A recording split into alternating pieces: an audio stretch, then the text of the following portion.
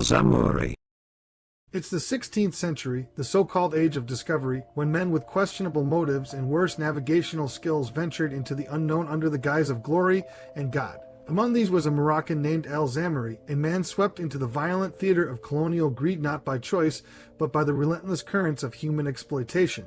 This wasn't your average explorer, no gilded compass or puffed-up sense of divine mission here, just a man trying to survive the chaos of conquest. Zamouri, also known as Estebanico in the annals of whitewashed history, was plucked from his life in Morocco by Portuguese traders, who had perfected the fine art of ruining other people's lives. Sold into slavery, he found himself in the company of a conquistador with a penchant for failure. This explorer's expedition to the New World was a spectacular disaster, a masterclass in hubris. Florida didn't offer the riches they dreamed of. Instead, it chewed them up and spit them out, leaving Zamouri and a few hapless survivors stranded on the coast of modern-day Texas. And here's where it gets wild. Stripped of their colonial pomp, these men were reduced to the same status as the savages they'd come to conquer. But while others floundered, Zamouri adapted. Over time, he transformed from a nameless captive into a healer, wielding a mystique that indigenous groups found fascinating and perhaps unnerving. It's unclear whether his methods were born from actual knowledge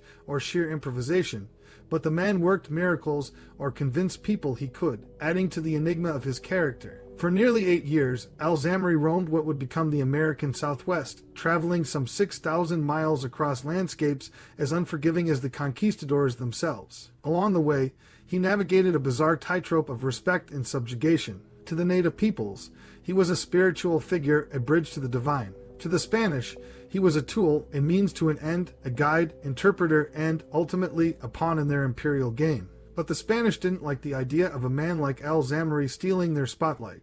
When they wrote their histories, they reduced him to a footnote, a sideshow to their tale of conquest. Yet Zamouri's survival, his ability to navigate multiple worlds without belonging fully to any of them, stands as a stark contrast to the myth of European supremacy, a quiet rebellion against the injustice of his marginalization. His story ended abruptly at the hands of the Zuni people, who, for reasons lost to time, decided they'd had enough of his act. This was a grim reminder of the fragility of his role as a cultural intermediary, a man caught between worlds, never fully trusted by either. Zamouri's life mirrors the messy, brutal realities of colonial history. He wasn't a conqueror or a hero, he was a survivor, a reluctant adventurer thrust into a world that demanded constant reinvention. His legacy lies not in conquest, but in his remarkable resilience, in his ability to adapt to an existence that was never truly his own.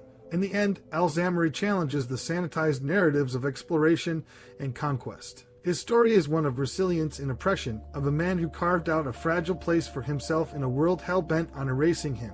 It's a tale that resonates even now, a reminder that history's greatest myths are often built on the backs of those it tries to forget.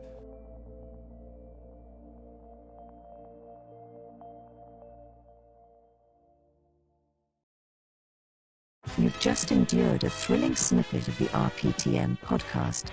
We sincerely hope our comedic genius left you in stitches, and of course, we're crossing our fingers that we've also brought a tear or two to your eye.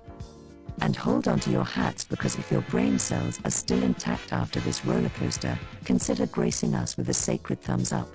If that's not enough, give that subscribe button a whack. We wouldn't want you to miss out on the riveting sagas we've lined up.